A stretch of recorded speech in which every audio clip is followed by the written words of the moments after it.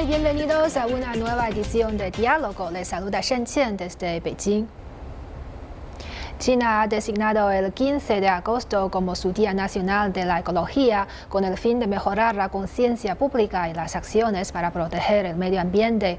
En el año 2005, cuando el presidente chino Xi Jinping visitó el distrito de Anji en la provincia china de Zhejiang, mencionó por primera vez que las aguas cristalinas y las verdes montañas son cordilleras de oro y plata. En primer lugar, veamos un vídeo para conocer los cambios ocurridos en Anji a lo largo de estos años. Con montañas verdes, distintos bosques de bambú, aire puro y aguas limpias, el distrito de Anji en la provincia de Zhejiang se ha hecho célebre estos años por sus magníficos entornos ecológicos. Más de una cuarta parte de esta zona rural está cubierta de bosques. La renta per cápita disponible de los lugareños es de las más altas del país, y el entorno atrae a habitantes de las ciudades en busca de una vida tranquila. Fue en el pueblo de Yuchun, uno de los pueblos que conforman el distrito de Anji, donde se planteó por primera vez la idea de que las aguas cristalinas y las verdes montañas son cordilleras de oro y plata, máxima con la que China busca fomentar la protección ecológica. En 2021, la Organización Mundial de Turismo reconoció Yuchun como uno de los mejores pueblos para el turismo del mundo. Pero puede que le cueste imaginar que hace más de una década Yuchun estaba a menudo lleno de humo y polvo. Hace 20 años, la población local dependía mucho de la minería, hecho que a pesar de incrementar los ingresos, provocaba una mayor contaminación. Frente al empeoramiento del entorno ecológico, en 2003 se cerraron las minas y las fábricas de cemento, se procedió a la restauración ecológica de las minas y la recuperación y utilización del suelo y se plantaron las plantas paisajísticas. El agroturismo está desarrollándose rápidamente y se han creado diversos jardines de recolección agrícola. Ahora en la antigua mina hay cafés y las fábricas de cemento se han convertido en espacios de artesanos. Además, se crearán 100.000 metros cuadrados de espacio empresarial para nuevas industrias, ofreciendo más oportunidades a los jóvenes. Y para ampliar el tema del desarrollo ecológico, hoy en nuestro estudio tenemos como invitado a Daniel Triado, comentarista de CGTN. Bienvenido. Muchas gracias, un placer. Muchas gracias. Bueno, Dani, hemos visto en el vídeo los cambios ocurridos en Anji a lo largo de estos años. Entonces, a nivel nacional, ¿qué cambios has experimentado a lo largo de estos años en el sentido de la protección del medio ambiente? Pues es evidente que a lo largo de estos años, como comentabais, se han producido muchos cambios a nivel de civilización ecológica y protección del medio ambiente aquí en China, a medida que se iban realizando más medidas de protección del medio ambiente, y hay muchas cifras que evidencian estos cambios ocurridos aquí en China. Por ejemplo, la superficie forestal de China creció desde el 20,4% en 2008 al 24% en 2022. Entre los años 2000 y 2017, las nuevas áreas verdes creadas en China supusieron el 25% del total mundial de nuevas áreas creadas en todo el mundo, según cifras de la Administración Nacional de Silvicultura y Praderas del país. Ningún otro país en el mundo tiene una mayor capacidad instalada de hidroenergía, de energía solar, de energía eólica y de biomasa, estas nuevas energías que nos ayudan a proteger el medio ambiente, según la Administración Nacional de Energía. La cantidad de aguas superficiales consideradas como buenas o bastante buenas pasaron de ser del 61,4% en 2012 al 88% en 2022, según cifras del Ministerio de Ecología y Medio Ambiente del país. La densidad de partículas PM2.5, este indicador clave de la contaminación del aire, cayó un 57% entre 2013 y 2022. Solo en 2022 la densidad de partículas PM2.5 cayó un 3,3% interanual hasta los 29 microgramos por metro cúbico, menos de 30 microgramos, que es una cifra muy significativa. Hace muchos años, cuando llegué a China, por ejemplo, los cielos solían estar bastante grises muchos días. Eso ha cambiado, afortunadamente, gracias a esa protección del medio ambiente. Al mismo tiempo, los riesgos medioambientales del suelo están básicamente bajo control ya en China, y la tendencia al empeoramiento de la contaminación del suelo ha empezado a frenarse. Pero más allá de todas estas cifras, de estos porcentajes que a veces pueden resultar un tanto frías, siempre me gusta recordar uno de los que para mí es uno de los mayores ejemplos de estos cambios en el entorno ecológico de China, y con ello el cambio de mentalidad, por un lado, y de los esfuerzos significativos realizados para mejorar el medio ambiente aquí en China, que es Saihanpa. Hace 400 años, esta área, situada a unos 300 kilómetros al norte de Beijing, era el hogar de abundantes recursos forestales y de una abundante biodiversidad. Pero a raíz de la constante deforestación, acabó convirtiendo a Saihanpa en un desierto, hecho que hizo aumentar, además, que tuvo como consecuencia y el impacto negativo de aumentar el número de tormentas de arena que afectaban a ciudades del norte de China como Beijing o Tianjin, entre otras ciudades. Hoy, gracias a los numerosos esfuerzos de silvicultores, de guardabosques y de las autoridades, la cobertura forestal de Saihanpa ha pasado de un triste y un mero 11,4% al 80%, ayudando con ello a purificar y conservar 137 millones de metros cúbicos de agua cada año. Hoy Saihanpa es una de las mayores plantaciones creadas por el ser humano en todo el mundo, y más allá de atraer a numerosos turistas, porque estamos hablando de algo muy importante y significativo, acoge a miles de especies de fauna y de flora, por lo que me parece un claro ejemplo de cómo ha ido cambiando el entorno ecológico en China, y también esa mentalidad y esos esfuerzos para mejorar y proteger el medio ambiente. Sí, es un ejemplo muy vivo. Sí, usted ha mencionado muchos cambios positivos. Entonces, ¿qué acciones cree que ha tomado detrás de estos cambios por parte de China, del gobierno? Claro, evidentemente, el primer cambio, la primera acción fue, a mi modo de ver, entender que un medio ambiente sano contribuye al bienestar de la población, que es muy importante que gocemos de un medio ambiente sano. China ha incluido la protección del medio ambiente en su construcción de una sociedad modestamente acomodada, y por ello, a lo largo de los últimos años, no ha dejado de formular, de implementar, de renovar numerosos planes, acciones, regulaciones que son además de lo más estrictos, con el objetivo de crear un marco legal para esta protección del medio ambiente. Varios ejemplos: en marzo de 2021 entró en vigor la Ley de Conservación del río Yangtze.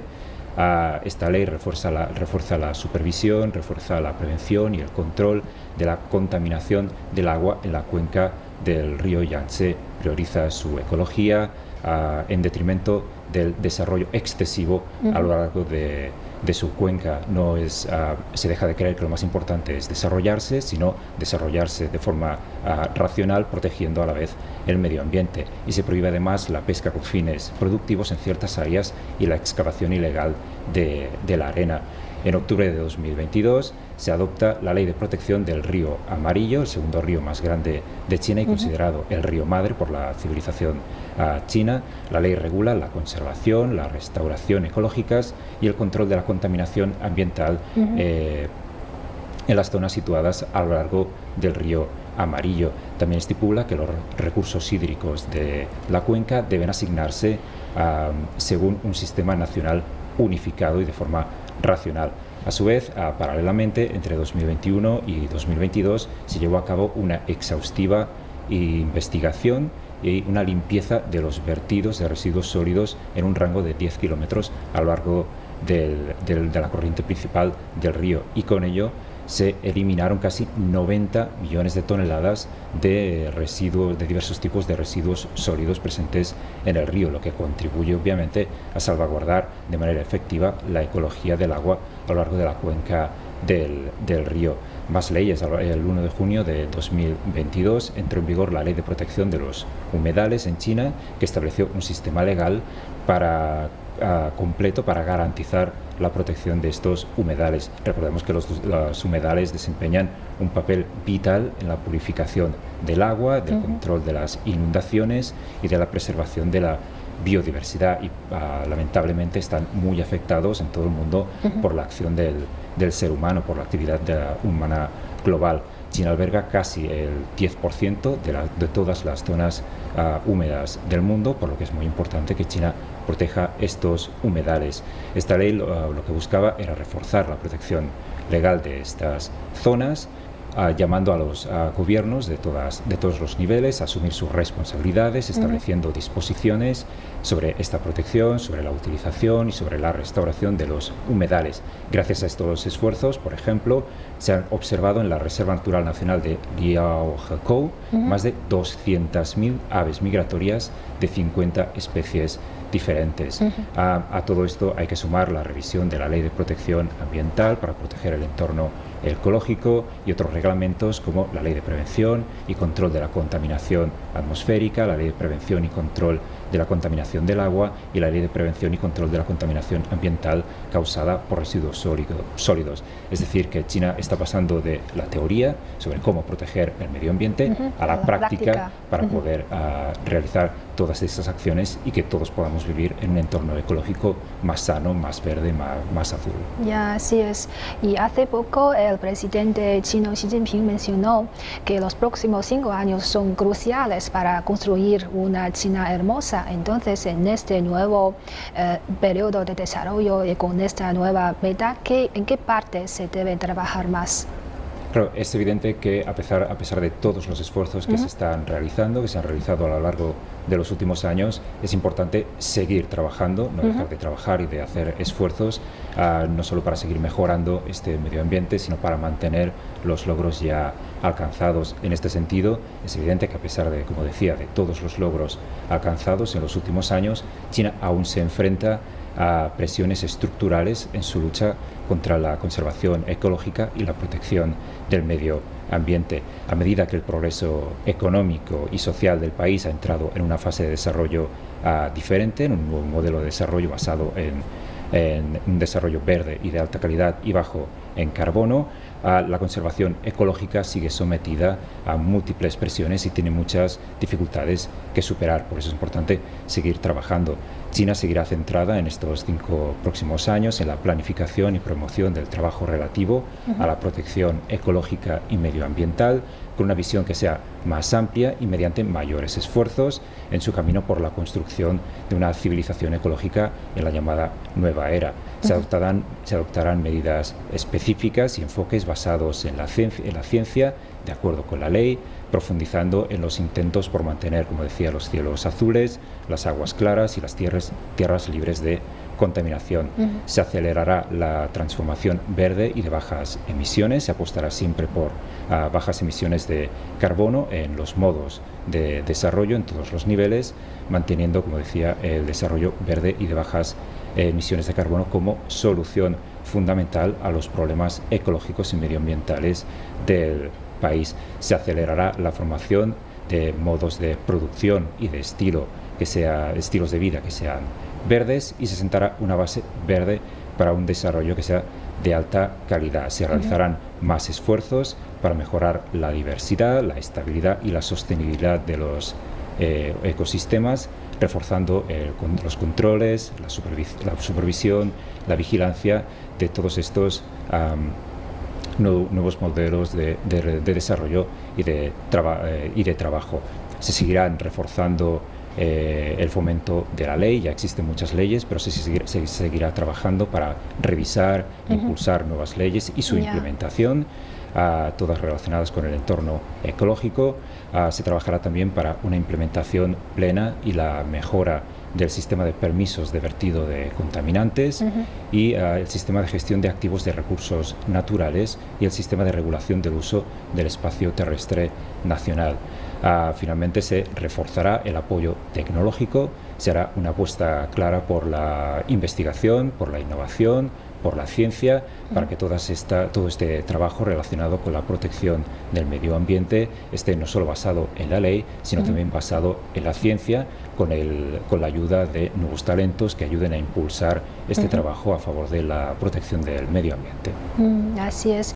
Y la meta, lo que llamamos doble carbono, también está incluido en el esquema de la construcción de la civilización ecológica. Entonces, ¿de qué se trata esta meta y qué esfuerzos han hecho para alcanzar esta meta? Exacto. Recordemos que esta llamada meta del doble carbono se refiere al compromiso de China por alcanzar el pico de emisiones de carbono antes de 2030 y por alcanzar la neutralidad de carbono antes de 2060. De ahí la doble meta, es decir, un resultado neto de cero emisiones de gases de efecto invernadero, emitiendo a la atmósfera la misma cantidad de gases que se absorbe por otras vías.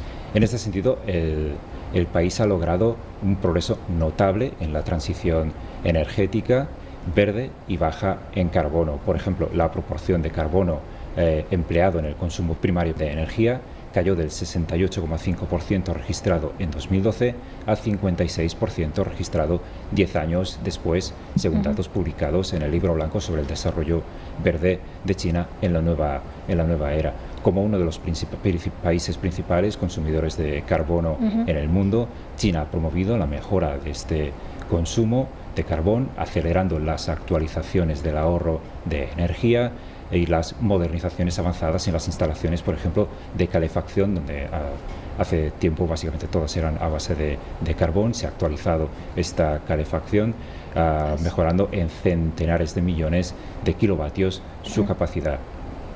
China planea construir también 450 millones de kilovatios de capacidad de generación de energía solar y eólica en el desierto de Gobi y en otras regiones desérticas, en un claro ejemplo por la apuesta por las nuevas energías para no tener que depender tanto del carbón y de esta forma poder bajar las emisiones de carbono. Desde 2020 la capacidad de energía eólica y solar agregada en el país ha superado ya los 100 millones de kilovatios 2 años consecutivos, y la cifra asciende a 20 millones de kilovatios en el ámbito de la capacidad hidroeléctrica, es decir, se apuesta por la energía eólica, la energía solar y la energía hidráulica. El año pasado la producción de generación de energía, de nuevas energías, cruzó la marca de 1 billón de kilovatios hora por primera vez. Más allá de la generación de nuevas energías, el país ha hecho una clara apuesta por la construcción de edificios ecológicos, es decir, se cambia el modelo de construcción de las ciudades para poder adaptarse a esta meta de reducción del carbono. Tanto en las zonas urbanas como en las zonas rurales se promueven las estructuras verdes, se avanza en la mejora de edificios ya existentes con bajas emisiones de carbono. A finales de 2020 el país había completado la renovación para ahorrar energía de los edificios existentes, que cubrían un área total de 1.500 millones de metros cuadrados. Y la cobertura de estructuras verdes recién creadas representa ya el 84% de todos los edificios recién construidos en 2022. Un cambio de mentalidad que también ha tenido lugar, por ejemplo, en el transporte. Los vehículos son uno de los principales causantes de las emisiones de carbono. China es ya el mayor mercado del mundo en consumo de vehículos eléctricos en todo el mundo, con una cuota del 19%. En 2021 la venta de vehículos eléctricos del país fue de 3,5 millones, en 2022 de 6,5 millones y se estima que en 2023 ascenderán a los 8 o a los 10 millones. Más allá de todas las medidas y las leyes que impulsa el gobierno, los ciudadanos son los primeros que están haciendo cambios, apostando, por ejemplo, por los vehículos eléctricos en vez de vehículos que emitan dióxido de carbono. Además, se ha vuelto más verde, por así decirlo también, el envío de paquetes express, cuyas facturas son eléctricas desde 2021, con una clara apuesta por las bolsas de transporte que sean reciclables, y se ha promovido también la mejora de la reducción del carbono y el ahorro de energía en las industrias del hierro, los metales no ferrosos, la petroquímica y los materiales de construcción. Es decir, que hay un intento por reducir las emisiones de bajo carbono en todos los niveles de la sociedad, con esfuerzos y trabajo desde las instancias más altas hasta la gente común. Sí, como hemos mencionado antes, en el año 2005, cuando el presidente Xi Jinping visitó el distrito de Anji, mencionó por primera vez que las aguas cristalinas y las verdes montañas son cordilleras de oro y plata. Entonces, a lo largo de estos años, ¿cómo ha afectado esta idea para el modelo de desarrollo económico de China? Para empezar, hay que tener en cuenta que la reducción de emisiones de las emisiones no significa solo reducir las emisiones de carbono, sino también pasar a una producción y a un estilo de vida que sean ecológicos y bajo en carbono, pero sin que ello afecte al desarrollo general ni al bienestar de la población. En segundo lugar, la reducción de emisiones redunda en el interés fundamental de la población, pero no debe afectar a su vida cotidiana, a su vida normal. De ahí ese equilibrio entre la protección del medio ambiente y el desarrollo, la mejora del bienestar de la población y la mejora de su desarrollo también económico y social. Por eso, antes de intensificar la reducción de las emisiones, China trabaja para garantizar la seguridad energética, la seguridad alimentaria y la seguridad de su industria y de las cadenas de suministro. Es decir, desarrollarse, proteger el medio ambiente, pero sin que todo ello afecte al día a día y al bienestar de la población. En lo que respecta a la relación entre el desarrollo de alta calidad y la protección de alto nivel, los planes de desarrollo se hacen sobre la base de una coexistencia armoniosa entre el ser humano y la naturaleza, algo en lo que hacen hincapié constantemente las autoridades del país. La protección medioambiental de alto nivel debe ayudar a China a crear continuamente nuevas fuerzas motrices y nuevas fortalezas para el mismo desarrollo y comprometerse a construir una economía que sea verde, baja en carbono y que sea circular. De este modo el país reduce eficazmente los costes, los recursos medioambientales e impulsa continuamente el potencial y la sostenibilidad de su desarrollo. Desde el 18º Congreso Nacional del Partido Comunista de China en 2012, se ha hecho de la conservación ecológica una iniciativa vital para sostener el desarrollo de la nación china. Es decir, que la protección del medio ambiente y la civilización ecológica forma parte también del desarrollo de China. Se abraza el concepto, como muy bien decías, de las aguas azules y las montañas verdes, que son para el país un activo de valor incalculable. Se han puesto en marcha iniciativas creativas con visión de futuro y de importancia fundamental, y se han dado pasos hacia la construcción de una China que sea hermosa. Como resultado, los esfuerzos de la protección ecológica y medioambiental ha provocado cambios radicales, como hemos estado comentando, cambios que han sido históricos y transformadores, que ayudan al mismo tiempo a desarrollar el país y a mejorar el bienestar de la población. Y además de todo eso, ¿qué esfuerzos ha hecho China para promover la cooperación internacional en esta protección del medio ambiente? Exacto, o sea, China no solo trabaja en su propia sociedad, en todos los niveles, desde los locales, municipales, regionales y nacionales, para proteger el medio ambiente, sino que China busca también la cooperación internacional para que todo el mundo pueda gozar de un medio ambiente que sea sano y poder dejar a las siguientes generaciones un mundo, una tierra mucho mejor.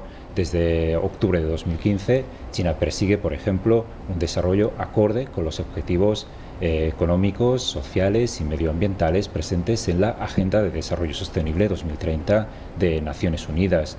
Para convertir estos conceptos en acciones, China ya ha adoptado un enfoque holístico mediante la aplicación de estrategias de desarrollo integradas, la coordinación entre diferentes sectores de la sociedad y la participación de todos los niveles del país, así como proyectos pilotos de soluciones que sean innovadoras. Por ejemplo, la Agenda 2030 de Naciones Unidas está integrada ha estado integrada en varios planes quinquenales del país.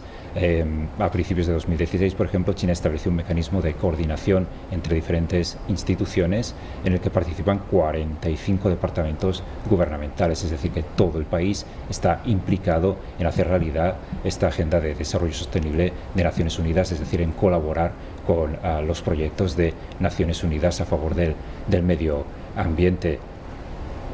Como el país en desarrollo más grande del mundo, un practicante, como decimos, activo de la implementación de la Agenda 2030 para el desarrollo sostenible. Recordemos, por ejemplo, que China fue el primer país en erradicar la pobreza, uno de los objetivos de esta Agenda 2030. China logra un progreso significativo también en el cumplimiento de estos objetivos, y eso incluye la protección del medio ambiente marino, el uso efectivo de la energía, la lucha contra el cambio climático y la conservación de los ecosistemas terrestres. Entre otras cuestiones de cooperación internacional, China hace esfuerzos para cumplir las metas presentes en el Acuerdo de París contra el cambio climático y la Convención de Naciones Unidas contra el cambio climático, participando y contribuyendo al mismo tiempo en la construcción de esta civilización ecológica global con la participación de la comunidad internacional.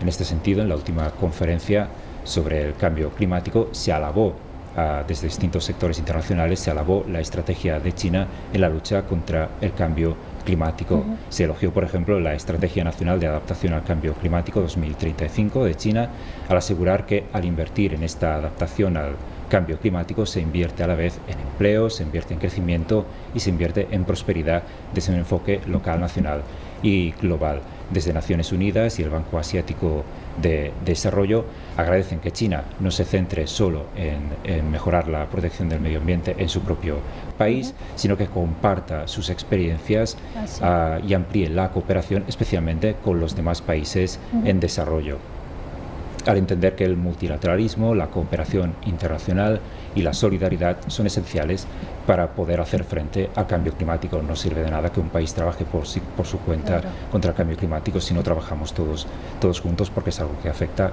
literalmente a todo el mundo. Además, China no ha dejado, como decía, de mantener su compromiso firme con el Acuerdo de París, promoviendo el establecimiento de mecanismos de gobernanza climática mundial que sean equitativos, racionales y beneficiosos para todo el mundo. China ha mantenido siempre este acuerdo, incluso cuando Estados Unidos se retiró del Acuerdo de París durante la administración de Donald Trump. Recordemos que luego Biden volvió a regresar el país al Acuerdo de París.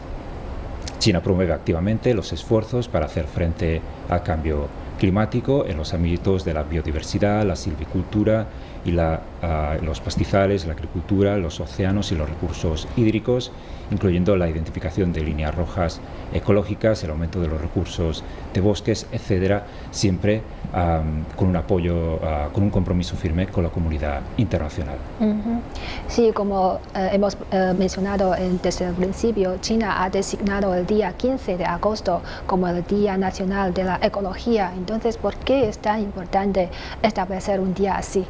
Es importante porque, como comentábamos, la protección del medio ambiente depende de todos, no solo depende de las autoridades, no solo depende del partido, depende de todos los ciudadanos de China y del mundo. Esta medida lo que pretende es aumentar la concienciación y las acciones públicas para proteger el entorno ecológico. Se subraya la importancia de aumentar la publicidad y la educación sobre la conservación ecológica a través de diversas formas, algunas innovadoras. Se trata de que los más pequeños entiendan ya desde pequeños lo importante que es conservar el medio ambiente. Como decía, depende de todos, no importa la edad que tengamos. Se subraya la importancia del progreso ecológico con este día para poder sostener no solo la protección del medio ambiente, sino también el desarrollo del país. China ha realizado cambios históricos, transformadores, integrales en la protección de su entorno ecológico. Se trata de hacer entender a la población qué impacto positivo han tenido todos estos logros, qué impacto positivo tiene el trabajo de protección de los entornos ecológicos, de nuestro medio ambiente, y favorecer con ello la difusión de nuevas medidas, el comprender qué sentido tienen estas medidas y que todos nosotros podamos hacer nuestras pequeñas, aunque sean pequeñas, contribuciones, desde ir a tirar a la basura a los contenedores adecuados hasta grandes acciones de protección como los de Saihampa, para que todo el mundo pueda hacer su propia contribución a la protección del medio ambiente y gozar de algo tan esencial y tan importante como las aguas limpias, cristalinas, las montañas verdes y los cielos azules. Bueno, así es. Muchas gracias a nuestro invitado por estar con nosotros. Ha sido un placer. El placer es mío, como siempre. Bueno, así concluimos esta edición de Diálogo. Gracias por sintonizarnos y hasta la próxima.